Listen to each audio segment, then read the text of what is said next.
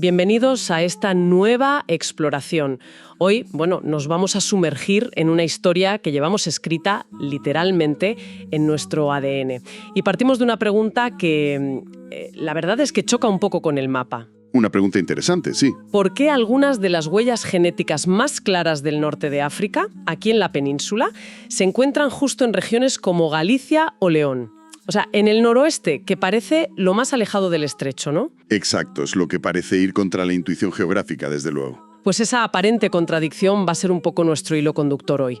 Queremos adentrarnos en la complejísima historia genética de la población española. Va a ser un recorrido, eso sí, intentaremos que sea conciso, pero intenso. Centrado en eso, en indagar en las explicaciones históricas que hay detrás de nuestra diversidad genética. Entender un poco mejor esas migraciones, esas mezclas que nos han ido conformando. Para guiarnos, tenemos material bastante potente sobre la mesa. Hay estudios genómicos a gran escala de la población española actual, como uno muy importante de Galland y su equipo, publicado en BMC Genomics. Sí, esa es una referencia clave. Luego, análisis que intentan conectar la genética con la historia, justo para explicar esa influencia norteafricana. Como un artículo de David Peterson en Alcántara que le da muchas vueltas a esto. Muy interesante ese análisis, ¿sí? Y resúmenes útiles como el de la historia genética peninsular, que recopila bastante bien. Y claro, las investigaciones que todos estos citan. Trabajos de Adams, Bycroft, Olalde, gente que ha ido poniendo piezas en este puzzle genético. Un buen conjunto de fuentes, sí señor. Nuestra misión, por así decirlo, es ver qué nos cuentan estos datos genéticos sobre nuestro pasado. Cómo se interpretan esos hallazgos, que a veces son, sorprendentes o hasta paradójicos, y qué debates hay entre genetistas e historiadores para explicar la diversidad que vemos hoy en España. Venga, pues vamos a meternos en faena. Vamos a ello.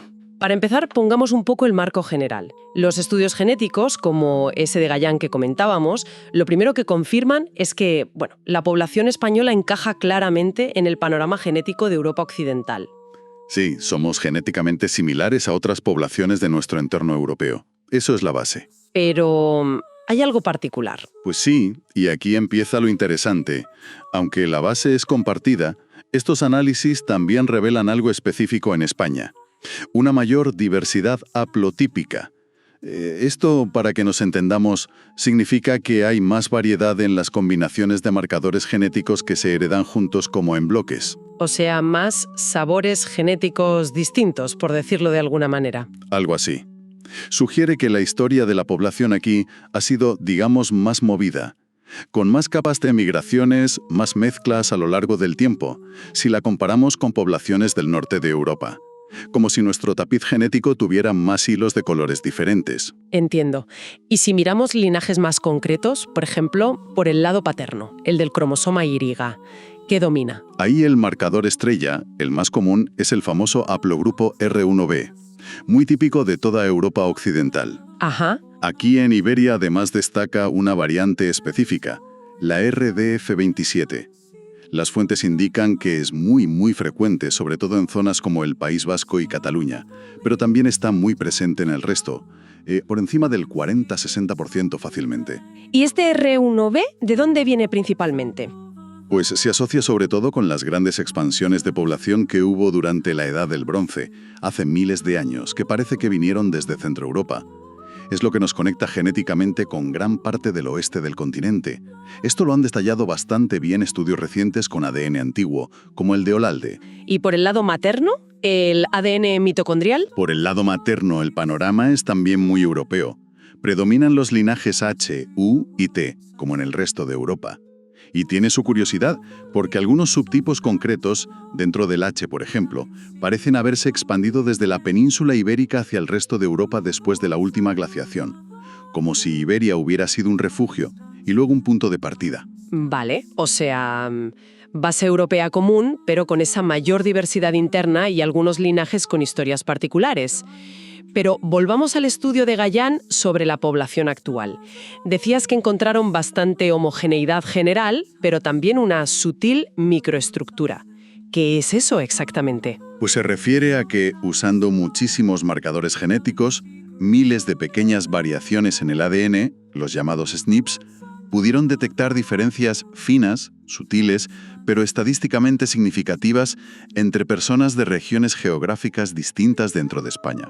Por ejemplo, entre alguien de Málaga y alguien de Vic, en Cataluña. Ah, o sea que aunque seamos parecidos, ¿se puede distinguir un poco el origen geográfico? Exacto.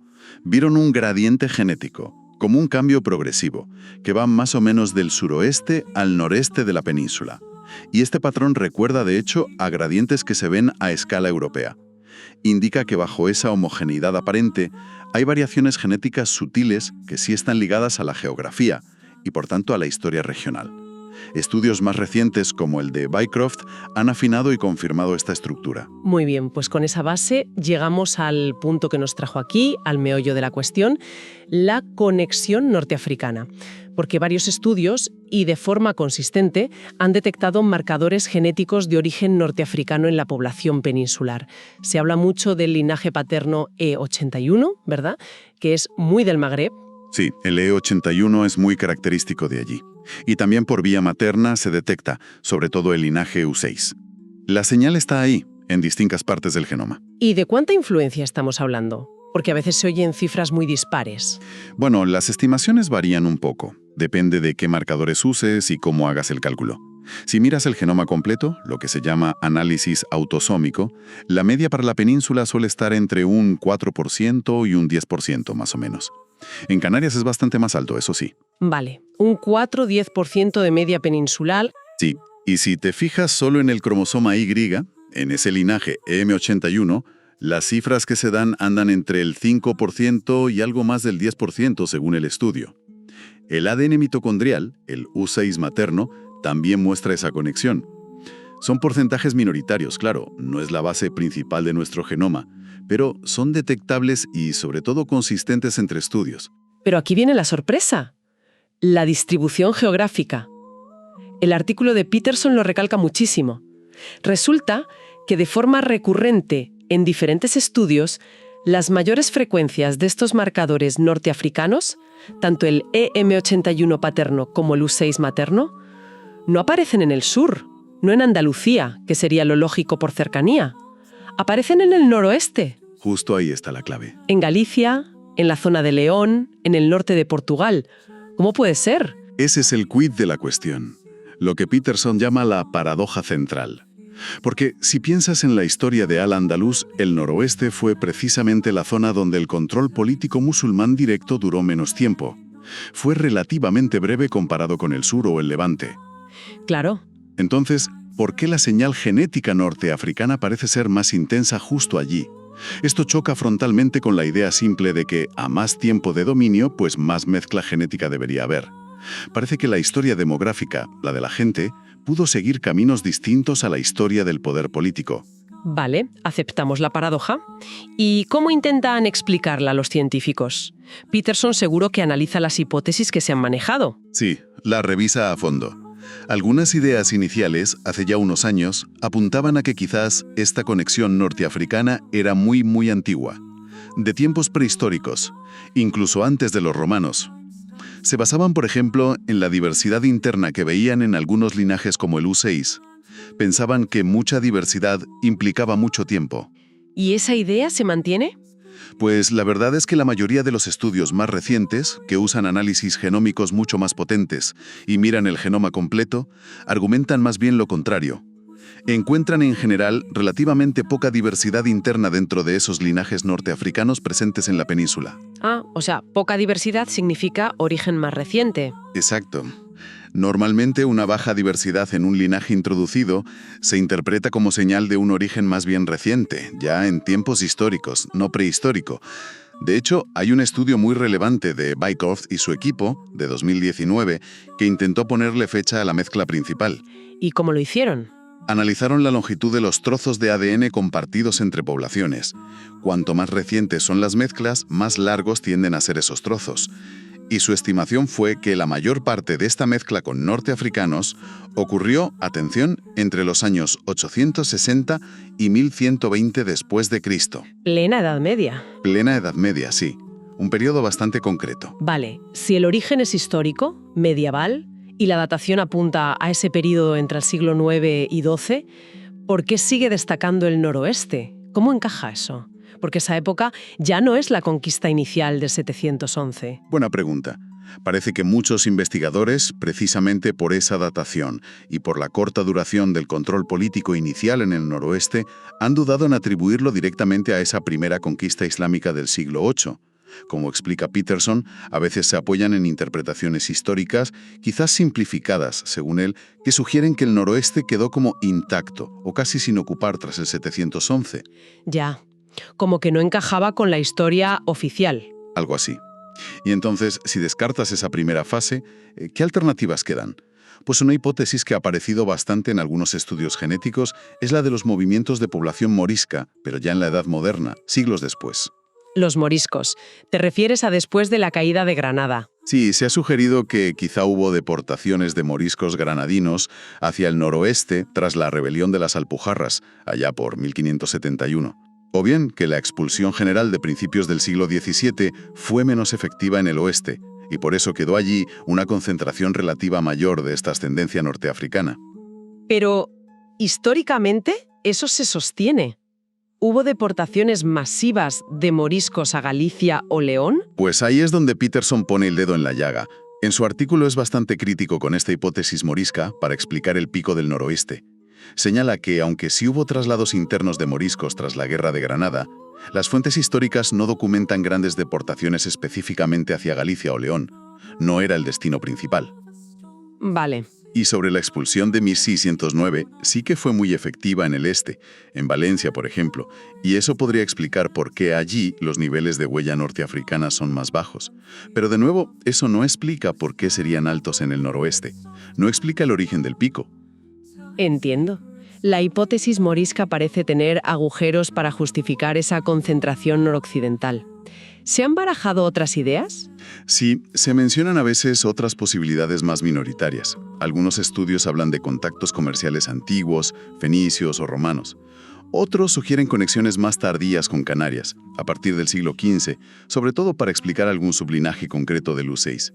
Pero ninguna parece tener la fuerza para explicar el patrón general tan marcado en el noroeste. Entonces, si la explicación prehistórica parece descartada por la baja diversidad, y la de los moriscos o el comercio antiguo no acaba de encajar bien con el patrón geográfico e histórico, ¿cuál es la propuesta de Peterson? ¿Hacia dónde apunta él? Pues Peterson argumenta algo que, en cierto modo, es volver al principio pero con otra mirada. Él sugiere que quizás se ha descartado demasiado rápido el periodo inicial de la presencia islámica, la Alta Edad Media, los siglos 8, 9, 10, basándose en una visión un poco simplista de la historia política. ¿En qué sentido? Él recuerda que las fuentes narrativas de la época, tanto las crónicas árabes como las cristianas asturleonesas, sí describen la conquista y sobre todo el asentamiento de poblaciones, a menudo identificadas como bereberes norteafricanas, en el noroeste. Mencionan presencia en Galicia, Astorga, León, la meseta norte. Ajá, o sea que sí hubo gente allí. Claro. Aunque el control político directo desde Córdoba a la capital andalusí fuera relativamente breve en esas zonas, quizás hasta mediados del siglo VIII más o menos, eso no significa necesariamente que toda la población bereber que se había asentado allí desapareciera de golpe o no dejara rastro demográfico. Entiendo la lógica. Una cosa es quien manda políticamente desde lejos y otra cosa es quien vive en el territorio y se mezcla con la población local. La duración del control político de una élite no tiene por qué ser exactamente igual a la duración o la intensidad de la presencia de un grupo de población y su impacto a largo plazo. Exactamente. Esa es la clave de la propuesta de Peterson.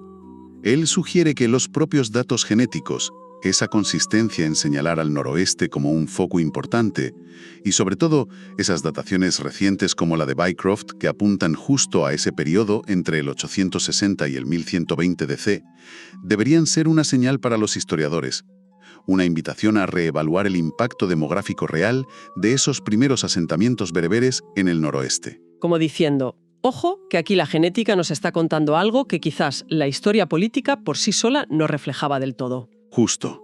En lugar de ver la genética y la historia como si fueran contradictorias en este punto, quizás los datos genéticos nos están dando pistas valiosas para refinar nuestra comprensión de la historia demográfica de esa época y esa región en particular. Quizás la huella de esos primeros pobladores fue más profunda y duradera en el noroeste de lo que tradicionalmente se ha pensado, incluso aunque el control andalusí directo se retirara pronto. Muy interesante esta perspectiva. Para redondear y tener una visión más amplia antes de concluir, creo que vale la pena mencionar brevemente un estudio muy grande que salió hace pocos años, el de Olalde y colaboradores de 2019, que reconstruyó miles de años de historia genética ibérica usando ADN antiguo. ¿Qué nos dice esa mirada a larguísimo plazo? Sí, ese estudio fue espectacular, la verdad. Usando ADN de restos humanos de distintas épocas, pudo confirmar y detallar muchas cosas. Por ejemplo, el enorme impacto que tuvo una migración llegada desde las estepas de Europa del Este durante la Edad del Bronce, hace unos 4.000–4.500 años. La que trajo el R1b que mencionábamos antes, ¿no? Exacto. Esa migración reemplazó en gran medida los linajes paternos que había antes. Es la que explica por qué el R1b es tan dominante hoy en día en la península y en Europa occidental. El estudio también identificó las capas genéticas previas, los cazadores-recolectores más antiguos y luego los primeros agricultores que llegaron desde Anatolia en el Neolítico. Y las posteriores, supongo. Y las posteriores, claro. Detectaron influencias de Centroeuropa en la Edad del Hierro, relacionadas con la cultura de los campos de urnas, contactos con el Mediterráneo oriental, griegos fenicios, y, también importante para nuestra charla, la llegada de norteafricanos.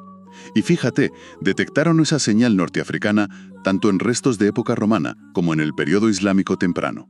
Nos da una visión de la península como un verdadero crisol genético, formado por múltiples oleadas y mezclas a lo largo de milenios. ¿Y dijo algo específico sobre los vascos y su singularidad genética? Sí, ese estudio con ADN antiguo también arrojó luz sobre eso.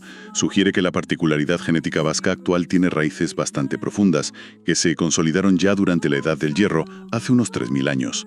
Parece que desde entonces esa población ha experimentado un menor impacto genético de migraciones posteriores, como la romana o la propia islámica, en comparación con otras regiones peninsulares. O sea, como que mantuvieron una mayor continuidad con las poblaciones prerromanas de la zona. Eso parece indicar la genética. Aunque comparten el linaje paterno R1b mayoritario que llegó en la Edad del Bronce, su historia genética posterior parece tener sus propios matices.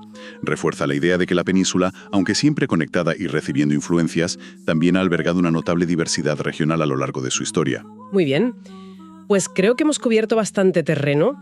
Si tuviéramos que resumir las claves de toda esta exploración genética e histórica, ¿con qué nos quedaríamos? Pues, primero, que la población española actual se enmarca claramente dentro de Europa occidental, pero presenta una diversidad interna particular, una riqueza haplotípica mayor que otras zonas y una estructura geográfica sutil. Somos europeos, pero con nuestra propia historia reflejada en los genes. Segundo, que la huella genética norteafricana es real, detectable y consistente en los estudios. No es mayoritaria, pero está ahí. Exacto. Y tercero, y quizás lo más intrigante, es que la distribución de esa huella norteafricana, con esa concentración consistentemente alta en el noroeste, Galicia, León, norte de Portugal, desafía las explicaciones históricas más simples basadas solo en la duración del dominio político. Es la paradoja que varios estudios genéticos ponen sobre la mesa. Y Las hipótesis para explicar esa paradoja, han ido evolucionando. Desde ideas prehistóricas que hoy parecen menos probables por la baja diversidad genética, pasando por la hipótesis de los movimientos moriscos en la Edad Moderna, que parece tener problemas para encajar históricamente con el patrón del noroeste. Hasta la propuesta que parece ganar peso con las dataciones genéticas más recientes, ese periodo 860–1120 DC, de que hay que reevaluar el impacto demográfico real de los asentamientos bereberes iniciales en la Alta Edad Media, sobre todo en ese noroeste. Es fascinante cómo los datos genéticos más modernos, esas dataciones, parecen apuntar directamente a ese periodo alto medieval y pleno medieval. Funciona casi como una invitación de la genética a la historia, ¿no? Totalmente. Es una invitación a los historiadores para que, quizás con estas pistas genéticas en mente, vuelvan a examinar las fuentes y la demografía del noroeste peninsular después del 711, ir más allá de la simple duración del control político formal y preguntarse por la persistencia y la mezcla de las poblaciones. Demuestra muy bien cómo estas dos disciplinas, genética e historia, pueden dialogar.